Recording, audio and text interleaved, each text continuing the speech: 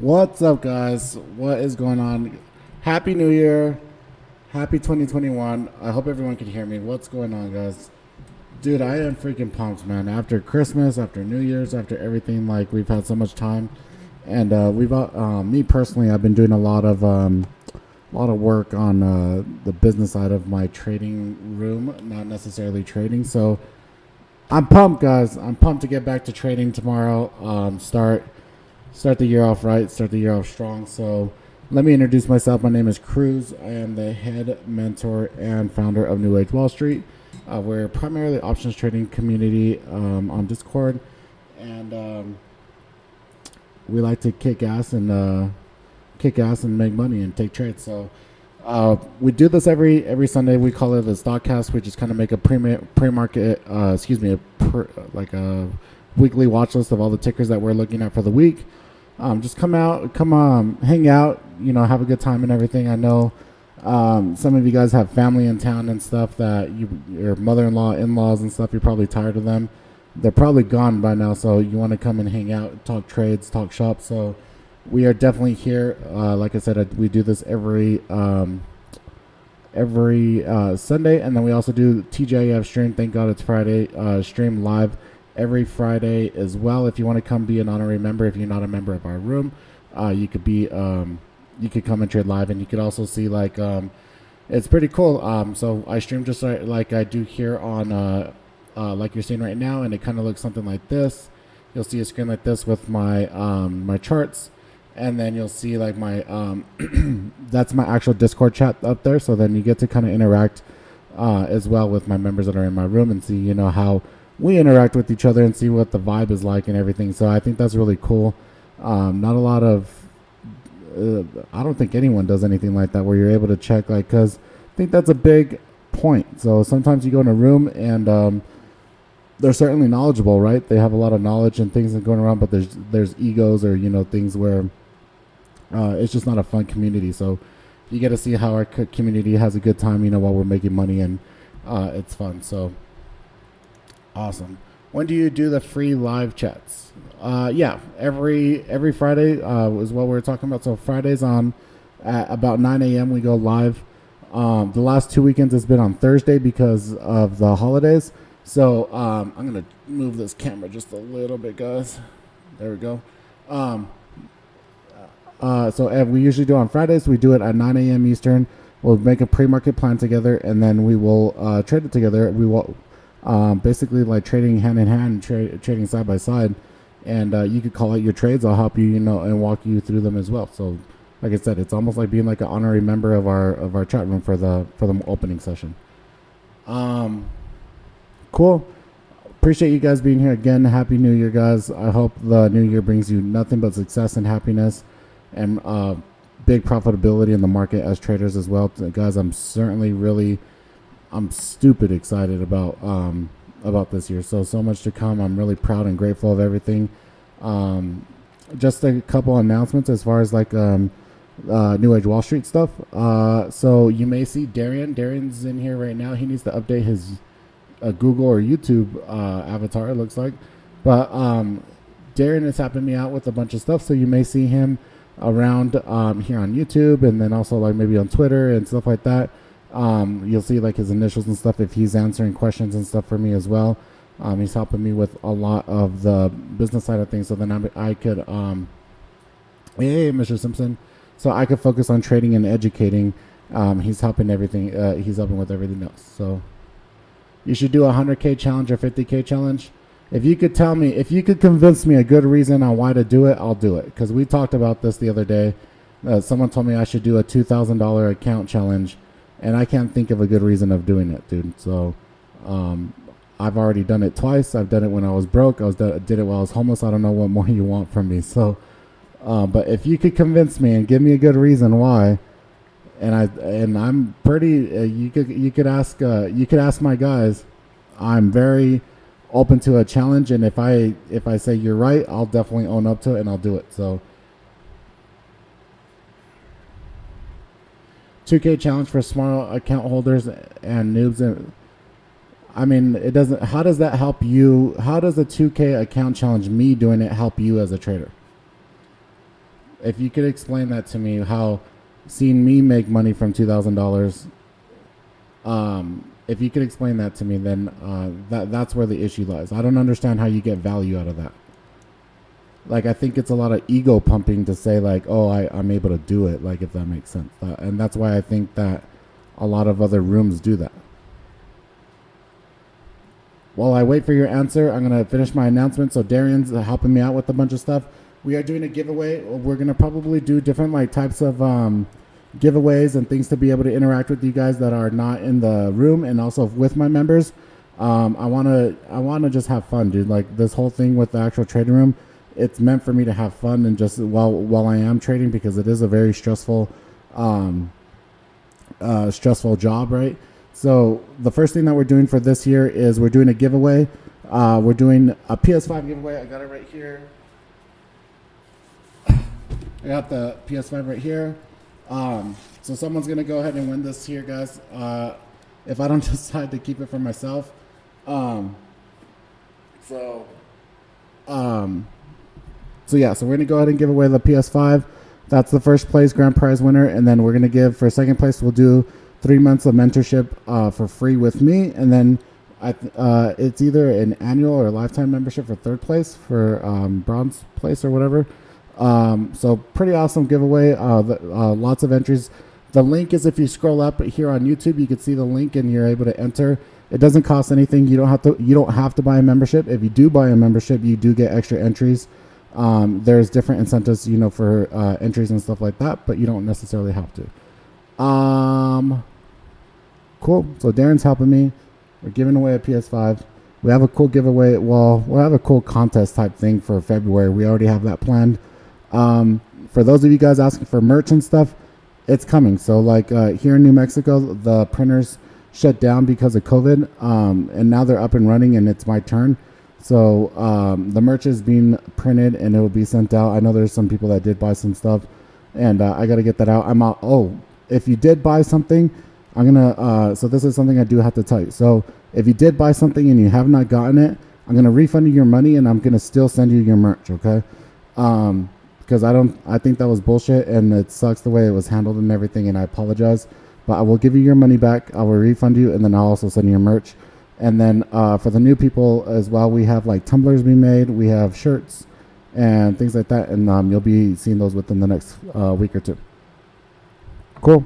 That's all I got as far as updates and stuff, like business-wise. Let's get into some trading stuff. Oh, I never traded it back. Damn it, dude. I meant to be over here. Hats and beanies. We'll do hats for sure. So the hats, the quality on the hats is a little bit weird, guys. So this was originally... If you're an OG and you knew New Age Wall Street, you knew this was the original logo. And I didn't like the way that these came out. You could see like the embroidery on this is kind of shitty, like in my opinion. I don't know if you could see like the face on the Monopoly guy and stuff. So I'm really picky. Like if I'm going to do something, I want it to be done right. Even if I lose a couple bucks on it or whatever, I just want it to be right. So the hat thing, I wanted them to be printed, and no one wants to screen print hats, and embroidering hats is totally different story. It sucks, dude. So we'll do it. Do you like this old school design? I was thinking, so I don't know if you guys knew or not, but I actually got a cease and desist from Hasbro for using the Monopoly Man. So I didn't want to be sued, and that's why we have the new monogram logo. But basically the rule is that if I make any money off of their logo or their thing, then I'm violating their trademark. But if I don't make any money, I am allowed to be able to use it. So I thought about doing like a limited run of stuff with this logo, hats and some shirts. I had some old shirts, if you guys remember, if you guys are OGs and you follow me since back then, and then donating the money from anyone that bought those designs, and then I don't make any profit on it, and they can't tell me anything. So if you guys are interested, let me know here in the chat. And I still have all the artwork and everything in my laptop, and I'll send it to the printer tomorrow, and we'll get those uploaded on the site too.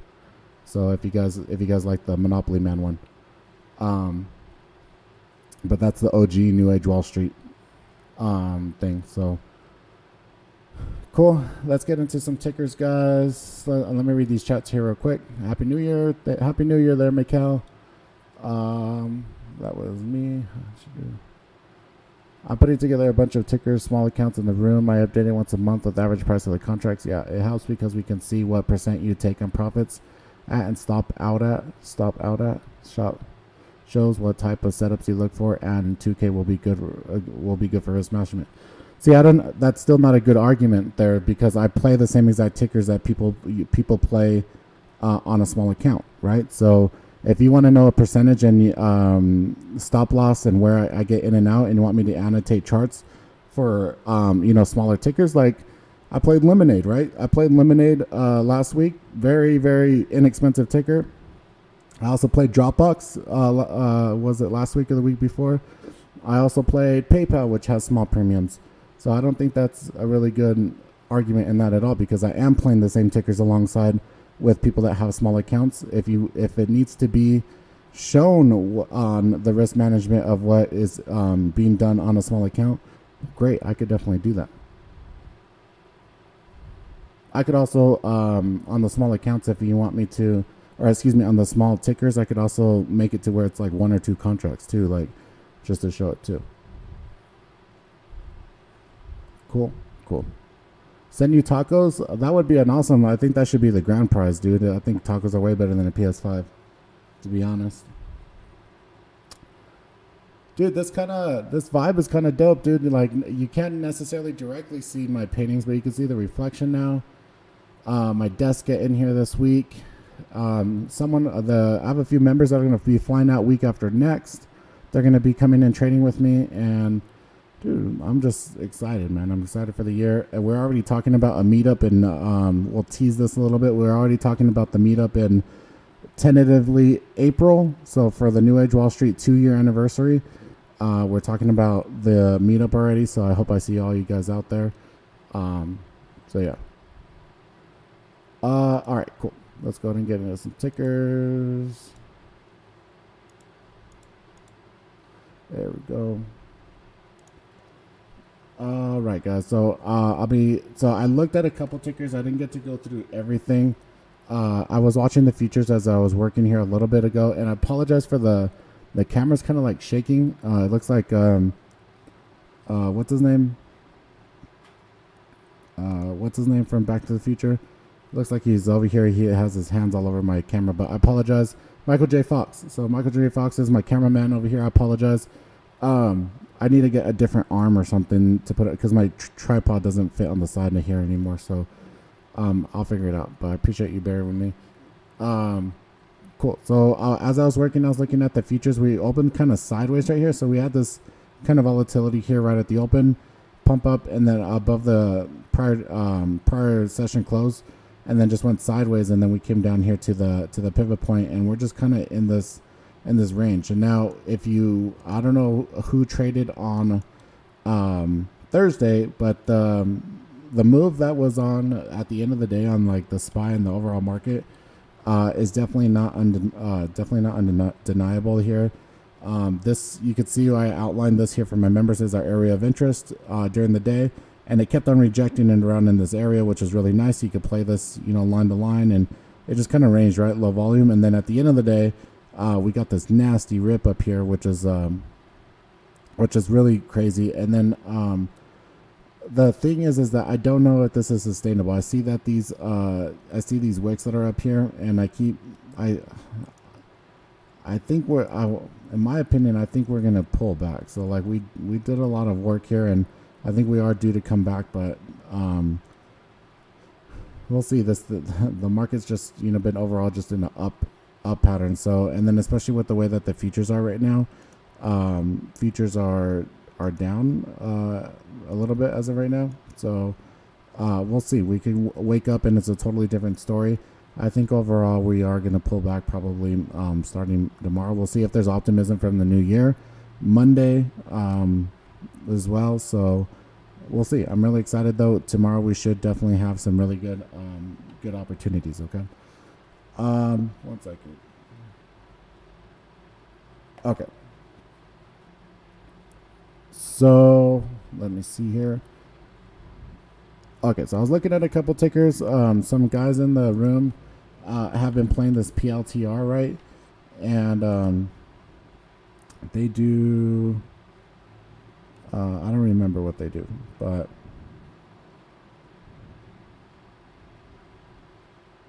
yeah, I don't remember. But anyways, just in a technical term, I trade technically here. You could see where I was outlining this pennant kind of flag formation. This is very macro, and then also where this resistance was coming from at the top.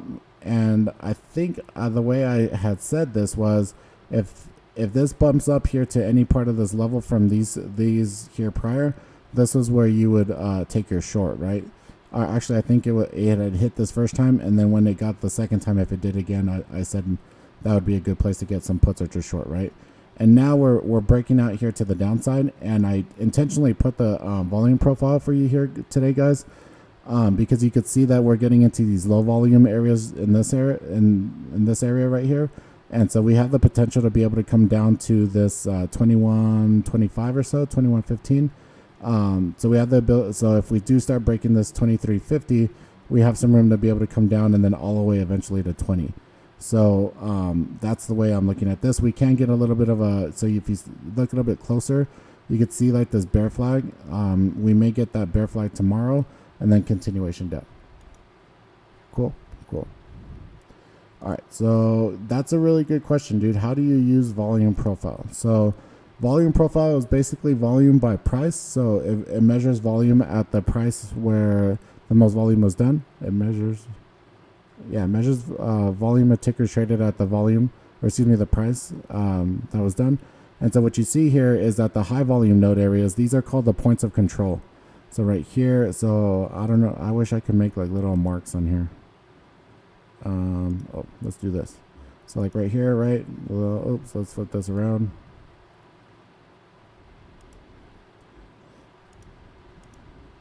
Here, right there. And I know they're backwards, dude, but I'm just showing the areas, right? So right here, you can see that these are all the high volume nodes, right? So those are areas that should act as support or resistance on the whenever the ticker is trading.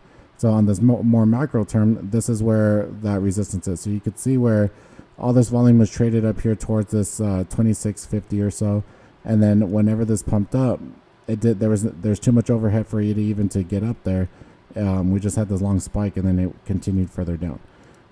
So the way that this works is that whenever the price rejects off of the high volume node areas, those points of control, and then there's low volume nodes in here, that means that there's no resistance. So basically we go, the price action will go into like a searching mode for support and resistance. So we have the potential to fade all the way down to the next high volume node, which would be at around this $18. So first 20, right? So first $20, and then this 18.50 or so. So the high volume nodes just act as support and resistance. The gaps act as areas of where you should get fills on those where there's no moves like that. And so another example is on the Zoom. So you could see where in this second quarter earnings, this was all-time highs. So this was all-time highs, and then it broke right here. They had absolutely awesome earnings, and so there was no volume here in this area that was come in. And so if you take a look and you come further out, there's a gap right here. There's still this gap right here from the earnings back in like September, August area, where this is actually on my watch list for this week to continue coming down to this 300.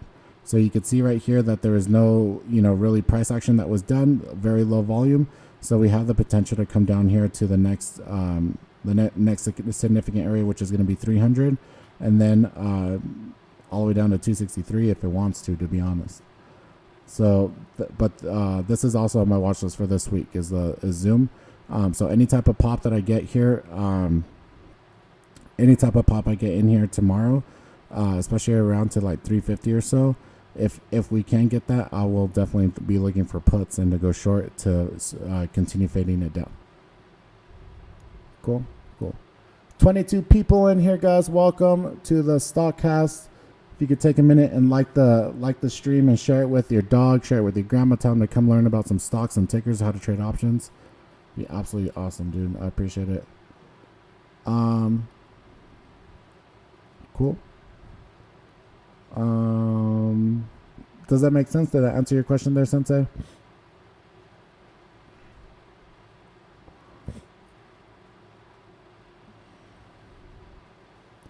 All right.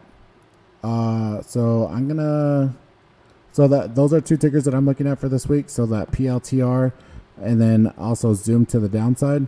Now on PayPal, who has Bitcoin? Does anyone trade crypto? I know there's a little bit of lanes here, so I'm gonna keep on going. But if you have Bitcoin, congrats, dude. Pretty awesome. I have some friends that have been holding since like 11,000 or something like that, dude. So pretty freaking awesome. I didn't get any. It was at 19,000 before I even thought about it. So, and I didn't want to. You're a man. I know you're a man. And how do you? Darren's like, I'm a real boy. Anyways, so yeah, congrats to you guys with the Bitcoin stuff. So with that, I do want to look at sympathy plays and the sympathy stuff for next week. So PayPal, right? So PayPal has been really nice with Bitcoin as well. So this actually pulled back with the market pretty nice. It needed to. So it went on a rampage for the last couple weeks. It needed to. Now the thing is that you can see where the support is actually set in here from previous price action. And so we did kind of the same thing right here, this 230 area, right? Now this could turn into a bear flag where you see this is your flagpole. Right here, this is your flag area. And I'll make this a little bit bigger. So flagpole, bear area. And then this could continue to go further, further down. And so I want to have a plan for both ways actually on this tomorrow. So if it does wind up, say the market drags it down and we open gap down, cool. This is exactly what we're talking about on the volume profile, that we have a volume gap right here from this about 227. We'll actually say down here to this 220. So about $7. If we start breaking this support, we have a nice little trade for this to come down based off of the volume profile, support and resistance. Okay, Riot, Mara are definitely really good ones for sympathies as well for Bitcoin. Going to be watching those as well too, guys. So I didn't quite get to look at those tickers, but yeah, dude, this is nuts, bro. This is really nice. So Dip and Rip City over here. This will be, we'll keep this on watch here for Riot, and then also Mara, Mara. Yeah, I actually like Mara a little bit better since it is pulled back. We'll see. So you can see right here, because of this flag, there's more volume that's done right here. So this could actually turn into your support and then start bouncing back up to the upside. Make sense? All right, so those are sympathies for Bitcoin, Ethereum, those crypto stuff and everything. So I don't even know, like, I feel like crypto is like a drug, dude, right? So like, I know heroin, I know meth is out there, but I don't even know where I would be able to get it, right? So like, I don't even know like a broker or like anyone to be able to trade Bitcoin or anything like that. So so I just watch. So it's pretty cool to watch, but I'm going to be kicking myself in the ass once it's at like 50,000. So I think it will get to 50,000 pretty easy, dude. So it's going to blow off probably 100,000, to be honest. So my theory and the way that I'm looking at it is that all the people that were FOMOing last time, right? When was it? Like 2016, 2017, are going to feel like, oh, I better not miss out this time and start buying in. And they're going to pump that shit pretty high, dude. So cool. Damn, we already been at this for a half hour. Cool. So those are your sympathies. Also looking at, I've been liking this Lemonade, guys. And Lemonade is a pretty awesome trader for small accounts. Speaking of small accounts, and so you could see like in a day, dude, like even on this day right here from 136 down to 119. What is that? 15 points or something on $130 ticker. So about 10% move, right? 10% move on the day. That's, dude, I like the way this thing moves, man. I think it is going to get to 150. So if we get some type of setup on this for this to continue, for continuation to go up tomorrow, I will look for that, for it to get to the 150. So don't want to miss out on that. Apple dip calls, Uber pop and puts out the money. Someone else had also called out a trade too. Let me take a look. NIO. So John had said NIO. Yes. So I believe so Tesla was running on Thursday, right? So we finally broke 700. Now we did pull back here pretty significantly, and this is usually how Tesla goes, right? So we'll break a we'll break a significant level, like, the 700, 600, and then we'll pull back, and then it accumulates a little bit more, and everyone gets upset about it and everything, that, there's no continuation to get out of their positions. And then what happens after the accumulation? It freaking rips again. And just to illustrate this a little bit, you could probably go back like, let's do this one. So right here, towards the 600, right? So this first time we came up and we broke 600 right here. So we came and piddled around right here. We broke 600. We pulled back. Accumulation broke out again, and then also came back, and then it did it again. So I think it's funny, dude. I think it's funny because I think it's funny, to be honest. So tomorrow I do expect this to come back probably towards this 670, 680 area. So looking at Tesla, but with that, right? So a lot of the reason I'm bringing up Tesla right now is with the EV market, with NIO. Someone else had said Ally Lee. I think it's a Chinese EV ticker. All those are definitely going to be hot tomorrow. So hot this week. So I am ready for it.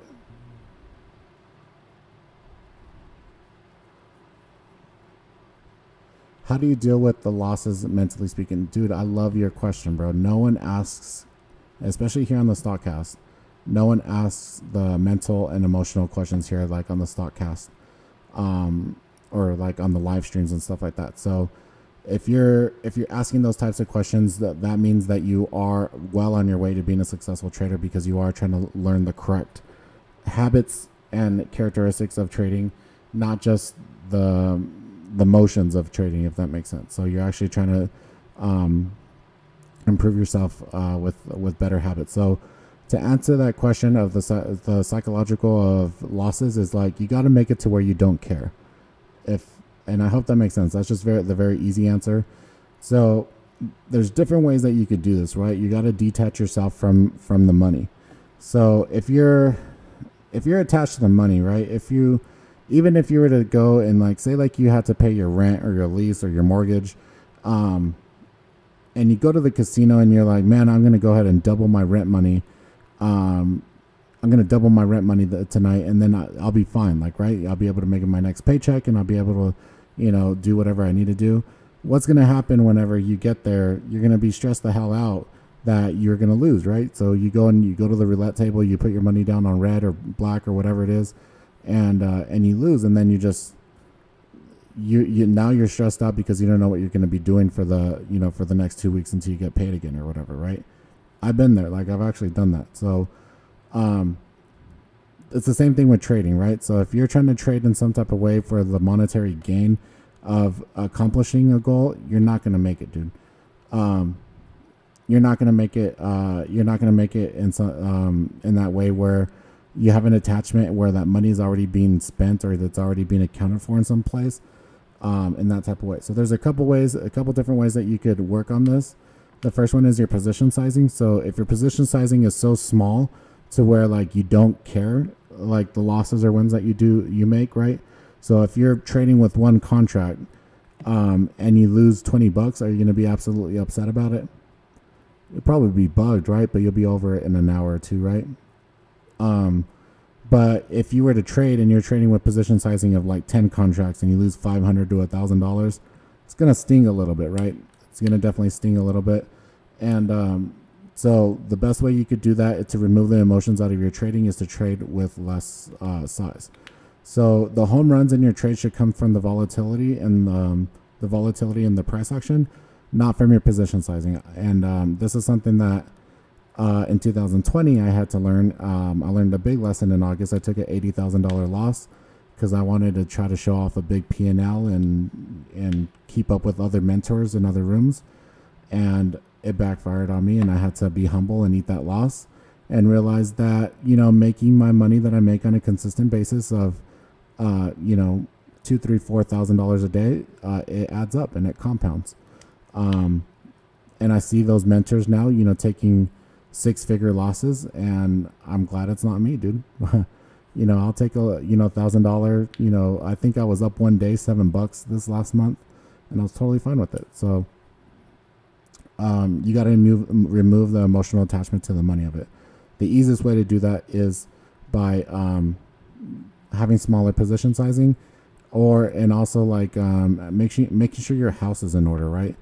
Please don't come like I did when I started trading. My whole thing to start trading was to be spiteful and revengeful, like of my son's mother, and I wanted to show her up and bang bitches and drive Lambos and stuff, and I blew up a couple accounts trying to make money fast.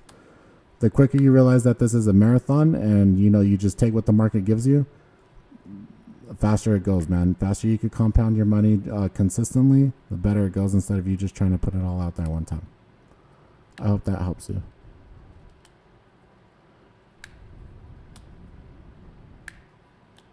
Exactly. So that's that exactly how Cuts had said there. If you're scared while trading, the position is too big. One of my biggest problems, to be honest. Yeah. So like if you're, and the feeling, dude. Everyone knows this feeling. That's a trader is when you click the button, you press buy, and all this. As soon as you click the button, you're like, oh shit! Like I don't know if I should have done that. Like you know what I mean? We've all been there, dude. We've all been there. And whenever I come to the market, man, and I say we'll see what happens. We'll see what happens, and I'll take what I take, and we'll see what happens. Those are the days I make the most money. Is like we'll see if it works, right? Like, I have a trading plan. I have my entry, my risk, and then my profit target. And it should really feel like when you're in a trade, it should really feel like you're just picking up $20 off the ground, right? It shouldn't feel like an anvil on the ground that you're trying to pick up with $20 on it, if that makes sense.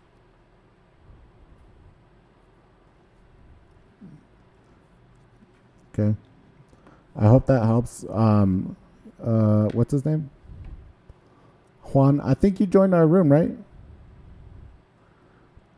I think you took advantage of the sale. If you need help with mental and emotional stuff, dude, send me a DM, dude. We'll talk a lot about it. We'll get you going.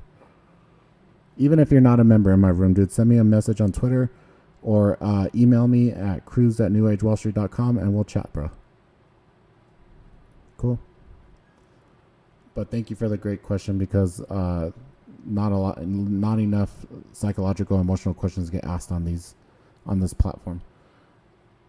Welcome to the 28 people watching, guys. I appreciate you. If you guys saw, if you're a member of my room, Saul Goodman, so Clay, his first name is Clay. He said that he remembers back in the day when like I would stream and it was only me and him, and it's freaking humbling to see you guys here every week. So appreciate it, and see the same faces too. Cool.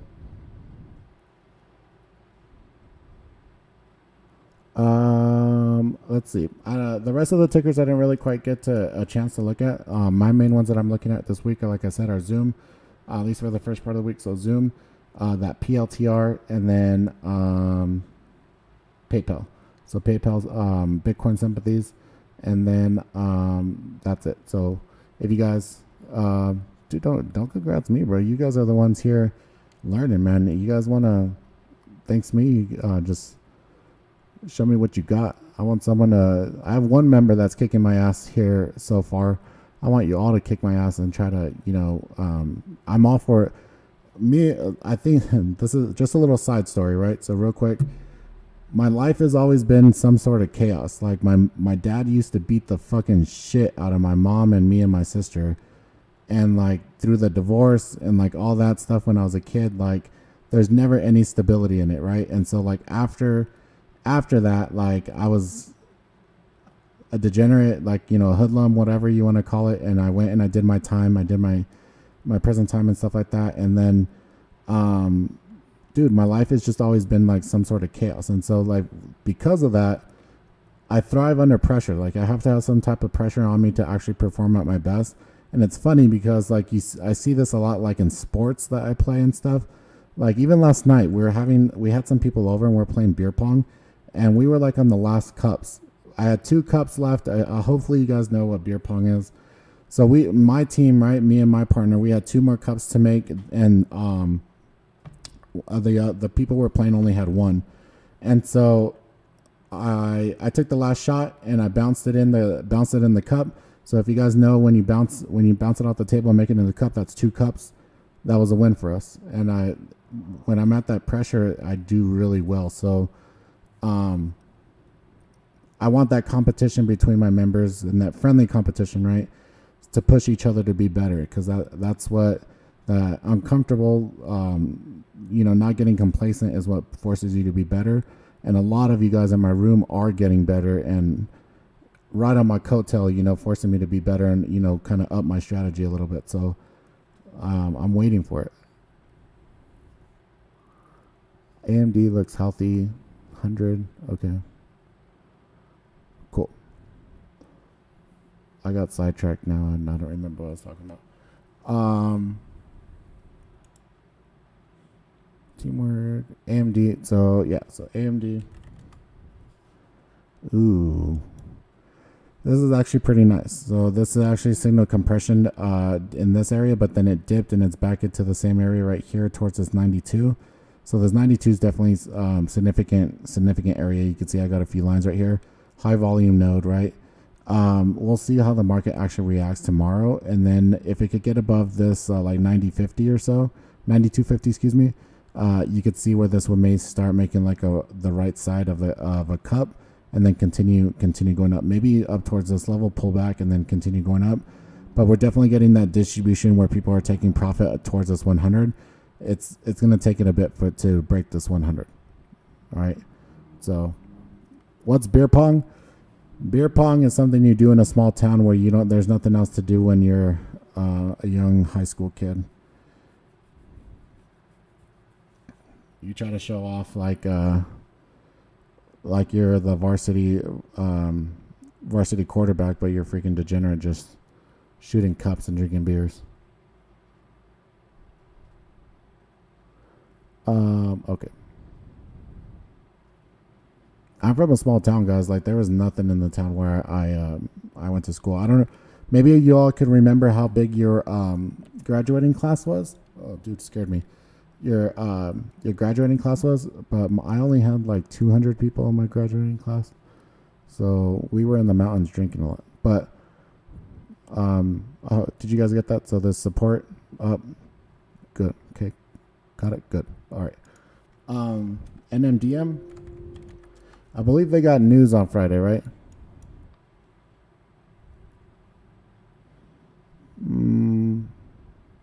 Thursday, whatever it was. There it is. So they did an offering. They closed an offering. Does everyone know what an offering is? Someone put an emoji in the chat. If you don't know what an offering is, I'm happy to go over it.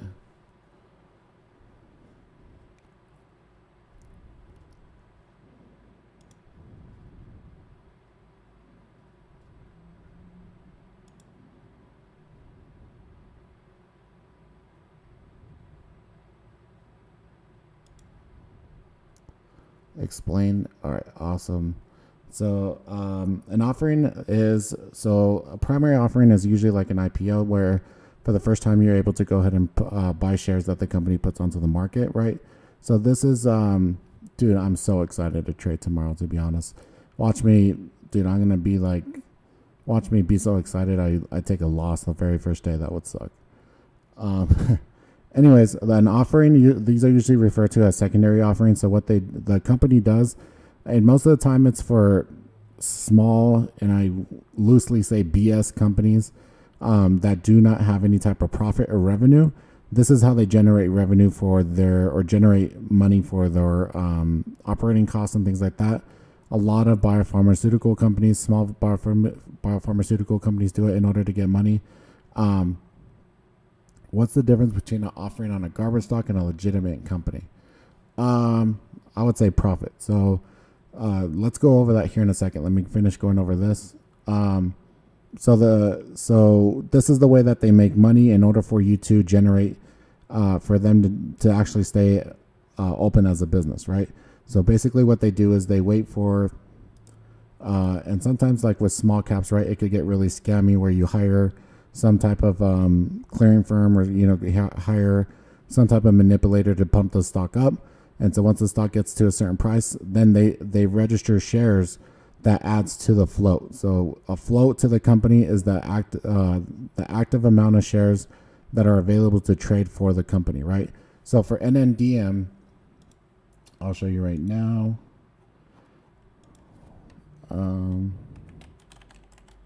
Oops. Float NNDM. So NMDM's float is 45 million. So now it's 45 million. I'm sure it was less before they did the offering. So for instance, right? So say they offered 5 million shares up for sale.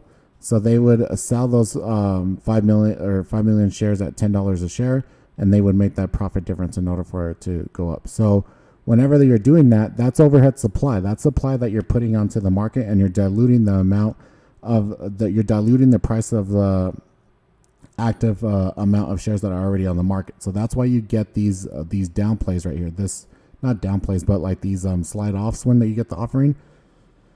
That's why it pulled back, because they sold into the market here for that offering, and they took profit against this $10 mark, right?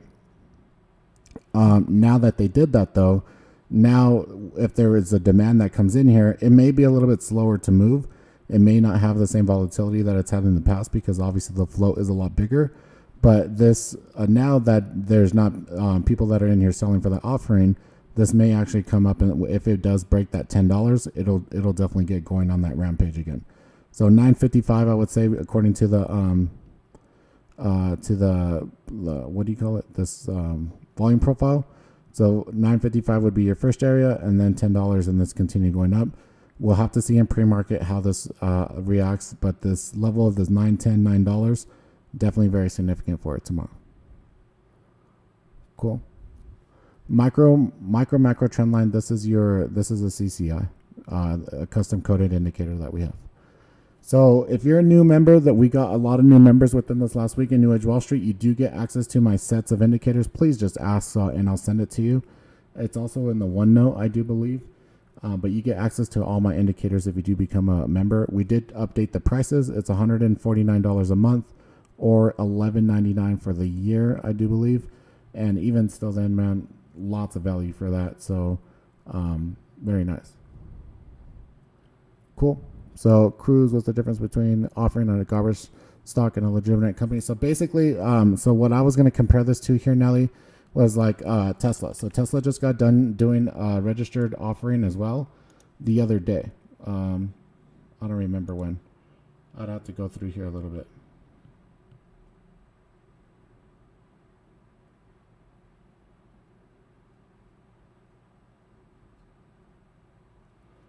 But they basically went in here. So basically what you would do is you would see the way that you would see if it's like a company that can't stay afloat. Basically, patterns are what you want to see in a company, right? So basically you want to see what they've done in the past is probably good indication what is to come in the future, right?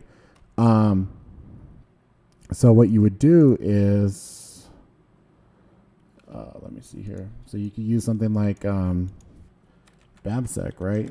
So I don't have a subscription to BAMSEC anymore, but I'm just going to demonstrate this. And basically you would come over to like NMDM, right? And you would scroll over here to your handy dandy 10Qs. Where is the 10Qs? Oh, they only do fiscal years. Is this a Chinese company? Is that why? Yeah, it's a Chinese company. But basically you come over to the financials, and you come and you look through all the financials, and you would take out your calculator and go through it and see if they're actually profitable year over year, month over month, or quarter over quarter. If they're not, and the only way that they're actually making money is by selling more shares onto the market, is bullshit. Bullshit company doesn't make any revenue or anything like that, right? So Tesla actually just finished, like I said, they finished their direct offering or what have you. They finished their offering, and they actually make money, right? So they actually make money on what they're doing, and you could see the growth direction and what they're trying to accomplish. Does that make sense?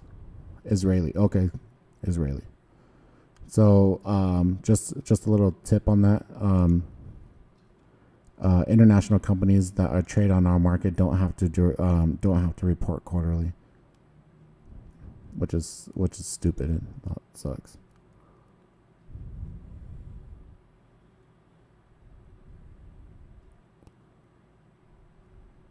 I just remember reading about it saying that if it's a legitimate company, it's actually a good thing, opposed to garbage companies that will cause it to tank.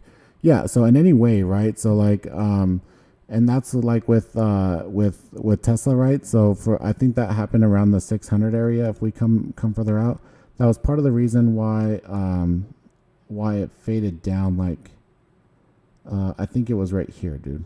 Right here or right here is where they did the offering, and that's why it went down. It'll always cause the shares to dilute and to go down. Now, what most of them try to do is to do it on a day or a week that there's very high demand and volume. And so if you're putting shares out there to be bought and they're selling them when there's a high demand, then the price would not go down very much if there's a high demand for them, right? Now, if there's no demand and you just leave all these shares out into the market, you just throw them all out there, yeah, the ticker's going to tank, right? So that's where your fundamental research comes in. And I am not the best fundamental trader, guys, but I will definitely share what I know if you guys know of that stuff. If you guys need that, if you guys want me to get with Ricky Analog to come talk shop about fundamentals, he is the fundamental king. And luckily he's a good friend. So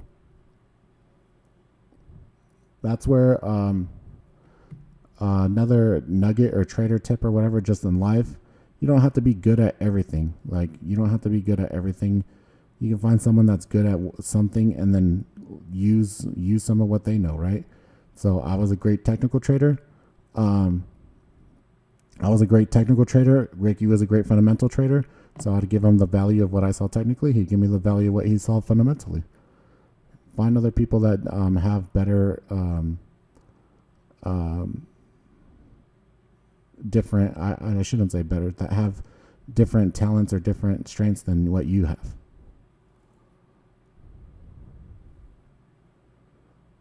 Can you explain float? So float is just the amount of shares that are available to be traded on the market. So give me a second.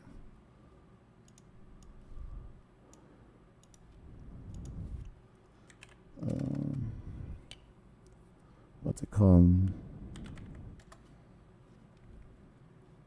So this is, everyone knows FinViz, right? Everyone has spent some time here on FinViz. We'll use NMDM, right, as an example. So right here, this is the shares outstanding. So there's a total of 180 and a half million shares that are able to be traded of NMDM. Of that, the shares of the float of 45 million.61 are able to be traded that are common, right? Those are the common shares. So the rest of those are actually owned by like executives, or like they may be tied up in warrants or other things that the business has, right? So most of the time it's like executive things, or like investors and things like that. So, but this 45 million right here, the short shares of the float, this is what we have as commoners and peasants, as retail traders. That's what we're trading. So that's what we're trading, and that's how many there are that are available to be traded. Now, if you're trading small caps, right? If you're trading something that is a lot smaller, than something that we normally play, like Zoom, Tesla, Amazon, right? This matters a lot, right? So this is the difference between the volatility that you have when you're trading. So if you have a very small float, say like you only have 2 million share float, then it's very easy to go ahead and get that ticker to move very quickly, because there's not that many shares, and you could create a very big artificial demand off of that as well, right? So the bigger the float is, the smaller the smaller, so the bigger the demand has to be for the ticker to make moves, right? So for instance, on this NMDM, right, this is 45 million. And if we were to come over to Apple, especially like now that Apple is what do you call it? Split again.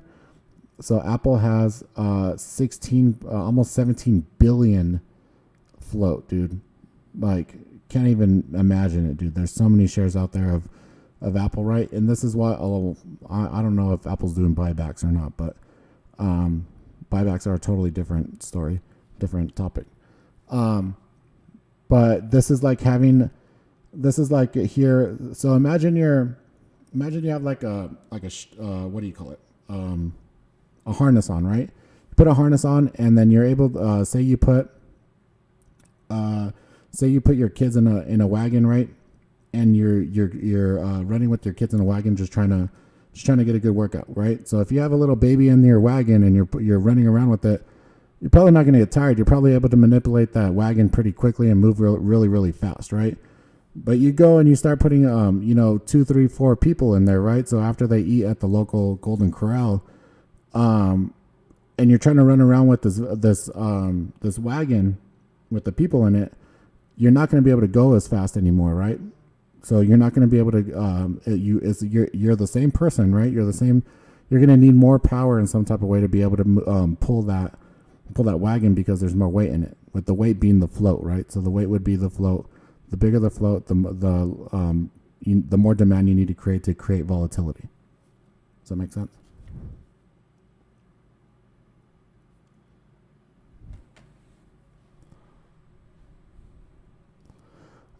Yeah. And then we have the short float. So right here, just real quick, and then I'll answer your question there, Adonis. So just real quick, so we have the short float. So this is the percentage of the actual float that is actually short in the ticker. So do you think, so if you're coming in here doing your fundamental analysis and you only see a 0.5% short float in Apple, do you think that Apple's going to go down? Probably freaking not, dude. So it's not anything.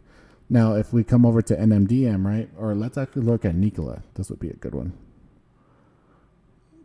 So on Nikola right here, you see that Nikola has 144 million actual float, and then of that float, 34% is actually short on it. So everyone's bet on Nikola right now, well, I shouldn't say everyone, but this is a significant amount of those shares that are actually presently short in those. So that would tell you, that would give you a good indication on what the sentiment is and where people think that the direction is going to go. Or you could also use this as an indication to do a short squeeze. Cool. The difference, can you repeat that, bro? The difference between shares outstanding and the float. So the shares outstanding is the total amount that total shares of that company has all the way together. The shares float is the common shares that we could trade as retail traders. The rest of them are already actively owned by executives, investors, and owners of the actual company. Cool. This is why I like when you guys ask questions, because then everyone else is like, oh, cool, like I didn't know that. So please ask your questions, because I know that there's other people that need help on that too. But definitely a lot different than what we usually do here on Sundays. 2020, 2 to 5 contracts. 2021, 6 to 10 contracts. Out the money, study. Yep. Oh, I see. You're saying that you're going up a little bit in size. Yeah, dude. You just need to add 1 or 2 contracts to go up. At the beginning of last year, I was doing like 5. Towards the end, I was doing more like 10. So we'll see. We'll see how comfortable I get. Cool. Awesome discussion, guys. So far we talked a little bit watch list. So far we talked about float. We talked about that stuff. And is there anything else you guys want me to go over as far as that stuff? What was the original reason we started talking about that? Oh, offerings. So we talked about offerings and how they affect tickers. So offerings are always are generally always bearish, a bearish event on a ticker. Yeah, I saw you call out Boeing a little bit ago, Ronnie. I appreciate you reminding me.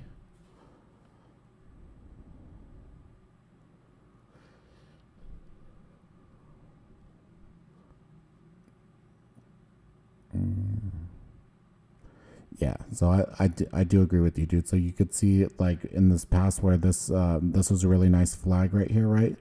So this was a really nice flag in this area, and then so I put in this high volume node here, and then I think they got bad news right here, and then this is a nice solid trend to the downside. So I would like to see a little bit more panic towards this level, a little bit more selling in the volume in order for it to keep on going, but definitely solid trend. Just, kind of watch out towards this like 212, 215 area where it's previously bounced before. But yeah, I would definitely look for if we could fade this a little bit further. Just look here to the left, this 201 area right here where this volume was done. But yeah, we got some room to be able to come back.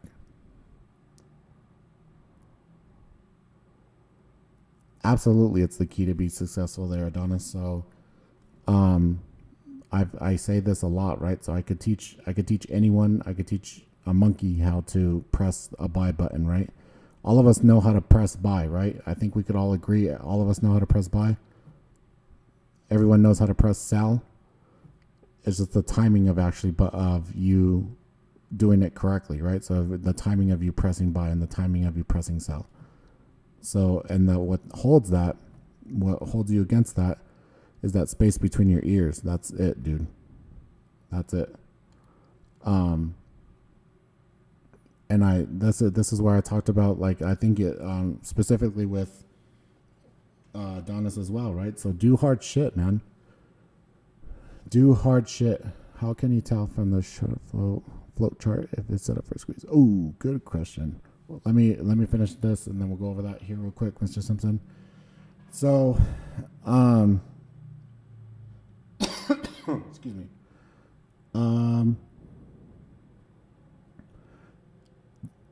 So in your brain, right, you have different parts of your brain, right? So at the very primal, we are just, organic organisms, that are able to reason, right? In our brain, at the very back in your core, and if you're a nurse or whoever, in my room, please don't laugh. And it's been a while since I did my medic school, but you have your oblongata, right? So your medulla oblongata. So if everything were to go wrong, say you got shot, right, and you're bleeding out in sanguination, right? The last part of your brain to turn off is your medulla oblongata, right? Your oblongata, and that's like the very primal part of your brain, and you could actually still stay alive, technically stay alive. You'd be a fucking vegetable, right? You may be like paralyzed and stuff like that, but you would have brain activity where you're still alive, right? And that mostly controls your ability to survive. Now, so there's two parts to it actually happening. There's your parasympathetic and your sympathetic nervous system, right? Your parasympathetic nervous system is dealt with your rest and digest. So that whenever you're resting or you're actually eating and your food is digesting, that's what your body is actually doing in that type of state. You're resting and digesting. There's no stress on your body. You're just chilling, right? So you're sleeping, you're eating. The other part, your sympathetic nervous system, is based off of your dopamine responses and your fight or flight type responses, right? So like, say you get scared, say like you feel some sense of danger, right? And this is what protected us when we were cavemen. And at that very, very primal state, this is what keeps you alive, to make decisions that keep you alive, right? We were never meant as organisms, dude, to be sitting here in front of a trade station and trading stocks. Our body doesn't know what this is, right? Like, we could interpret it now. Like, we have brains and stuff like that, right? But at the very primal state, we were never meant to sit in front of a desk and to trade stocks. So, but we do get the same dopamine releases that we do whenever, like, if you were to eat something, like catch a kill, or sex is one, things like that, right? So those are what the dopamine responses that you get from those types of reactions are meant to keep you alive. So that's why sex actually feels good. That's why you enjoy eating. That's why all these things, right? So whenever you hit a trade and it's say you're like bad on your entry or you're not stopping out, you have 5 seconds to make a decision. That's all you have. 5 seconds to make a decision in that flight or fight response in your oblongata, to be able to actually get in, like run away from it, which would be like stopping out, right? So you stop out of your trade, or fighting against it. So the reason why you stay in it is you're trying to fight it, and just your brain is thinking it's trying to survive in some type of way because of the stress and the cortisol that's being released into your bloodstream. So it thinks that, and it sounds stupid, that you're dying in some type of way because of the stress that you're causing yourself in it. So you trigger that sympathetic nervous system, that fight or flight, and if you don't stop out within 5 seconds, you're stuck in that trade. You're fucked. You're a slave to your own brain at that point. So with that being said, right, you gotta be able to, whenever you have impulses, that's your brain trying to survive in a primal state of things, right? So like everyone is impulse bought something or impulse ate something, right? Like a candy or, you know, something like that. And it's because your brain knows, and you know as a human, that there's that going to be that reward center in your brain that's activated if you do that, right? Everyone's banged their ex when they knew they shouldn't be banging their ex, but they know that they put it on them really good, right? It happens a lot. And basically all you're doing in your brain is you're triggering that flight or flight response and those dopamine responders, and you got to make a decision under that duress. I hope that makes sense. I'll have to put together like an actual better like presentation on it and everything. But basically what it is whenever you are wrong on a trade, you're triggering your sympathetic nervous system, your fight or flight. And if you don't make a decision within 5 seconds, you're a slave to your brain. You're going to stay in that trade. So it's the same thing as like trying to go to the gym, right? Like, we all know that we should get up and go to the gym, but if you don't make that decision with it from that time that thought goes through your head, you're not going to get up off the couch and go, dude.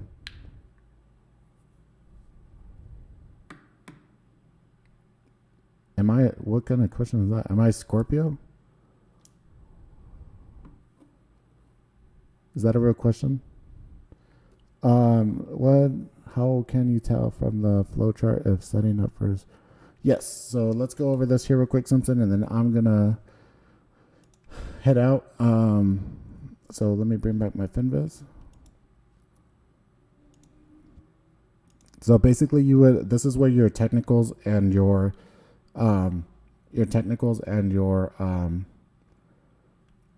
fundamentals would line up, right? And a good example of this is actually on Peloton.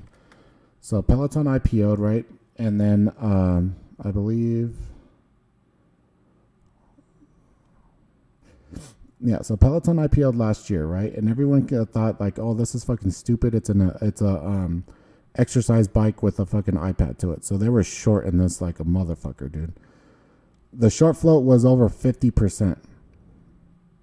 And then what I was looking at, and this chart doesn't show it that well, is you could see this little bit of a run up right here. And then this is where everyone started getting short. And then you could see where this pulled back and grabbed support. And so in the support area, I got long. I got long in that area because based off of the short float, it was over here where so whenever you cover a short position, you're actually buying, right? So you're actually buying. So if you get organic buying mixed with actual shorts covering their positions, it fuels a huge short squeeze or a big momentum move to the upside, and that's what happens, right? So on Peloton last year, this is exactly for my OGs that were in the room during that time. Everyone thought I was freaking crazy because I wanted to go long on Peloton, and dude, look where it's at.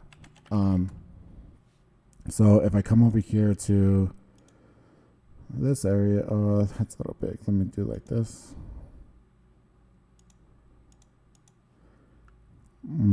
Still.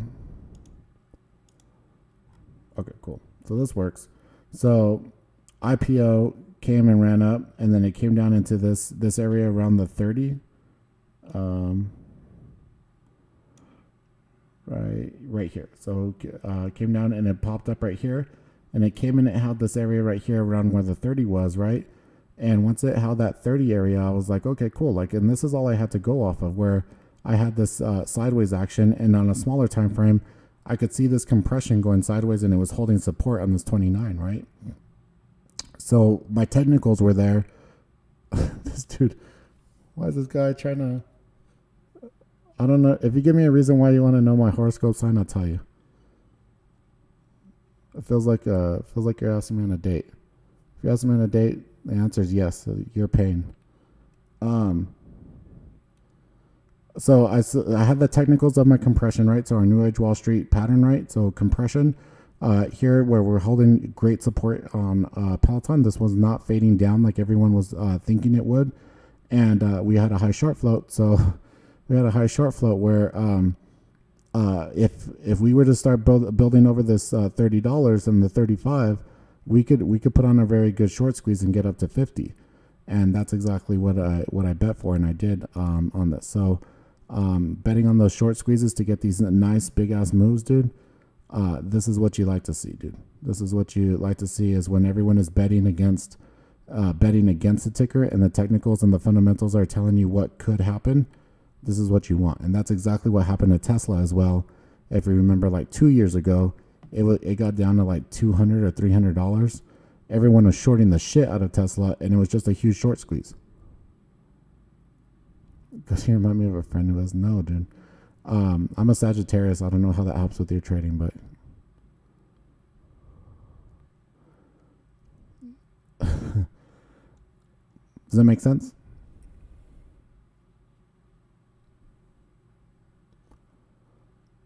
I'm trying to do STOCKcast on Sundays, and Sensei wants to do love and hip hop. Everyone is positioned short, and the ticker catches a bid. Everyone rushes to cover the short position, causing a squeeze. Yep, exactly. Cuts very nicely put in a very short verbal or answer there.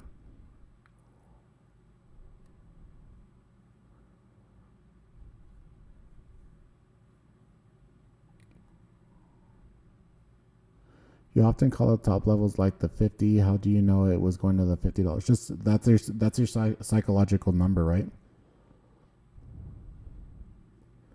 So $50, and those come out. Those are your psychological numbers where it just makes sense, right? So like if you're doing math, right? If you're doing just straight math, it's easier to add 50 instead of 35 or 37, right? So especially if you're buying or selling shares. So that's that's where we talk about support and resistance being at the whole and half numbers, 50 being halfway to 100, right? And then obviously you could get a lot more macro, or excuse me, a lot more micro with it, where 153 is the dollar mark, right? So you wouldn't necessarily be looking at like 152.87, right? No one's looking at that, but 153 is the whole dollar mark. People are looking at that area. And then so same thing on the macro level. I'll call out the next. So everyone is looking for things to move in that direction. And so it becomes what we call a magnet, right? So that's the next whole number that would be attracted to see if there's actually enough demand to break that. So, and that's what the market wants to see most of the time, is if there is enough demand to actually price discover to break above those resistance levels. SRNE. Right here or when? Or you're saying that it's possible right now? Let's take a look.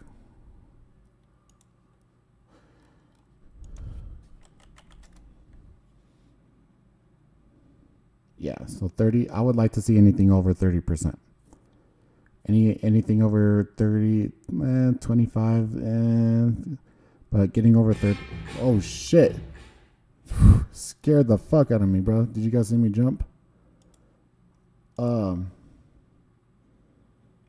right. So anything over 30% though is what I'm looking at to go for a short squeeze. So yes. So you see right here where actually on Finviz they laid out the support here. So this blue line, they have 1, 2, 3 area, right? So if this holds $6 this time, right, and they get some type of positive catalyst, absolutely, dude, this could definitely short squeeze where all these people are covering their shares, and then for this to continue to go up. I believe there's a way to see where most of the shares are actually short, like the max pain of them. I don't remember how to do it though. Someone knows, let me know. A 6 cents for trading? I do, dude. I think it is a little bit of a talent, dude. I think God did help me a little bit with it, to be honest. And I could see that it is easier for some people. It is some people do have to work a little bit harder at it. And it's not impossible for anyone, right? I don't think it's necessarily impossible for any one person. But if me and Kobe are playing basketball together, who do you think has to put in a little bit more effort? He's genetically superior to playing basketball than I am, right?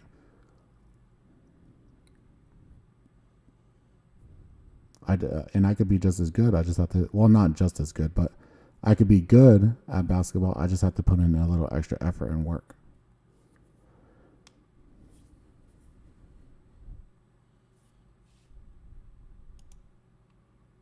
Cool. I think that's a good place to end today, guys. So, um, just if you don't feel like you're naturally talented at trading, it's definitely not something that you're not born knowing all this stuff, right? Um, there are definitely people that are a little bit better talented at it, right? That just get it. But it's not impossible. It's not impossible. I think everyone could do it, but it just matters how much you want it and how much are you actually willing to put the work in and to realize that you're not fucking special, dude. No one is fucking special. Even the people that are talented at it, not special. You're just as apt to losing money as everyone else. No one's gonna come save you. No one, anything. No, you're not fucking special. Put in the fucking work, dude. A zone, yeah. So that's different. That's different, right? There is a place, right? And to put it into words is a motherfucker, dude. To put it into words is it's the same thing as like Steph Curry or like going back to basketball reference, right? It's the same thing as that anytime you get the rock, you're able to sink a three or you're able to sink a shot, right? It's a certain like feeling, dude. Like where, I'm sure like any almost pro athlete feels like this in some type of way where, even like if you watch UFC, like MMA, you could see sometimes like the fighters start laughing, like, they're smiling and they're just like in this trance, right? Like everything, like they're just kind of playing with the other person, right? And that's the same thing with trading, right? Like Thursday, you guys watched me trade Thursday. I was on it pretty much. All my calls were to the T. I took like four for four trades, 100% on the day. I was winners on all of them. Great, right? But then there's days where I just get absolutely kicked in the face, right? And I'm still going to come back the next day. But it is definitely, there is a little bit of intuition, and the only way you get that trader intuition is with experience, dude. The only way you get it is by actually sitting there in front of the screen and watching it, and your brain picks up on these patterns subconsciously so much. So if you're putting in the time and you're actually watching tickers and you're actually doing everything you should, you will get it, dude. It is a trader intuition that you do build up. That is, it's almost like I said, like being a boxer where, every time you swing a left hook, you're hitting, and then every time you bob and weave, they're not hitting you, dude. It's really nice.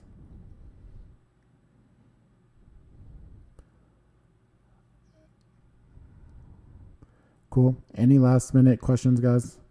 While you guys are putting last minute questions here, just want to remind everyone that wasn't here at the very beginning of the STOCKcast. There is a pinned thing from me at the top. It's to enter a giveaway for a PS5. I have the PS5 over here. So if you guys, I'll switch the thing right here real quick. So I got the PS5 right here for you guys. If you guys want to enter to win the PS5. The second place is mentorship with me for free, and free annual membership to our room as well. And we're gonna have different giveaways and contests. Like I said, I want to have fun with you guys. We're gonna have something different every month. All right. So make sure that you guys enter the giveaway with the thing up there. It's free. You could enter every day. You could go back and get extra entries, and you could get extra entries and stuff. You pick it up tomorrow, $900. It's yours, bro. I'll buy another one. And like I said, you're gonna be seeing Darian around, and a lot more. And then the prices did change and everything for the room, guys. I think it's more aligned to the value that we do provide. And there is a lot of members in my room now. I feel like there's a lot I've always said this, right? So I wanted quantity over quantity, and so that there is the same vibe and there is the same attention that everyone gets in my room. We did raise the prices, so then it's the barrier to entry is a little bit bigger, so I'm able to control that. Okay. I still think it's a tremendous value, though. Like, I still think it's being undercut. Cool.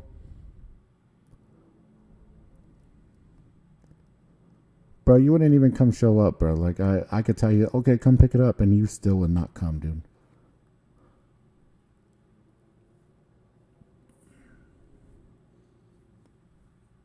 Yeah, Drew, I think just recently signed up. Yep. If you're a member in the room, if you're a member watching this right now, please go do the survey. I sent out a survey for feedback. Dude, as soon as we started getting surveys, we started implementing all the stuff that you guys started saying immediately, dude. Who else freaking does that? Like, I don't know of another room that is here on a Sunday answering questions to make the room better. Like, you know what I mean? Please go. Okay, cool. So please go do the survey so then we could, make things better for you guys, because I really actually care and I want it to be the best thing for you guys. All right. Office is looking cool. I appreciate it, man. All my stuff, I should be pretty much done within this month, I believe.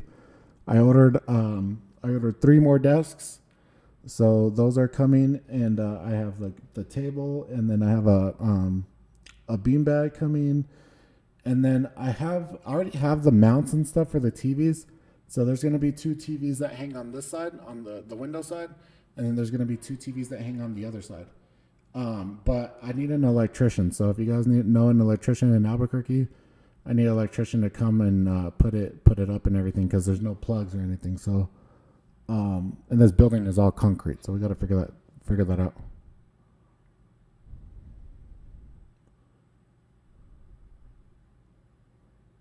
For the match dip.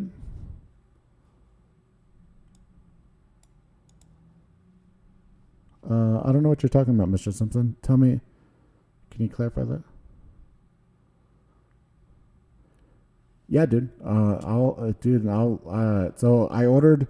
So here's the way that the trade factory is going to be set up. So there's going to be 3. So I have my desk right here. 3 desks are going to have 3 desks are going to have computers already set up at them. So they're going to be almost the same ones that I have under my desk. And so definitely way more than enough to trade with. There's going to be 2 that are just monitors. It'll be monitors, and then like the cables with a keyboard and mouse and stuff. So like if you want to bring your laptop and just connect your laptop to the monitors like that and have all your own stuff already on there, great. You could go ahead and just bring your laptop, connect it, and then you have the monitors and your little trade station right there. All right. And then I'm gonna have a little spot here for my Apple computer that I got, my iMac. And then I have I ordered one today. I ordered a laptop, like a laptop desk thing, like a portable one on wheels. And so then if we want to go sit outside in the common area, like on the where the couches are, and to be able to see the view and stuff, you could roll it out there with the laptop, and then we could chill and hang out there. So I ordered one of them. I'm going to check it out and see if I like it. And then if I do like it, I'll order like 2 more of them.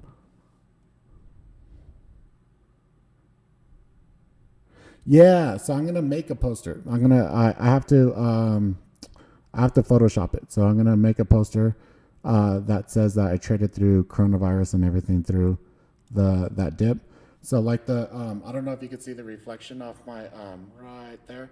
The reflection of my posters that are right there. I'm gonna make them make it like in that rustic kind of style, and I'm gonna put the title, instead of Wall Street Journal, it's gonna say New Age Wall Street, and then it'll put like the SPY chart, and then and like a news thing, and then I'll hang it on the wall in here. If you guys want me to sell prints like that, I'll sell the prints like that on the website if you guys want. Yeah, dude, there's more than enough room. And then there's Darian's office is next door, so we kicked Darian out. Sure. So I'm going to get fucked on my taxes this year, dude. But I would contact a CPA on it. I won't say anything on that stuff. But basically, you wouldn't try as much as possible not to realize gains.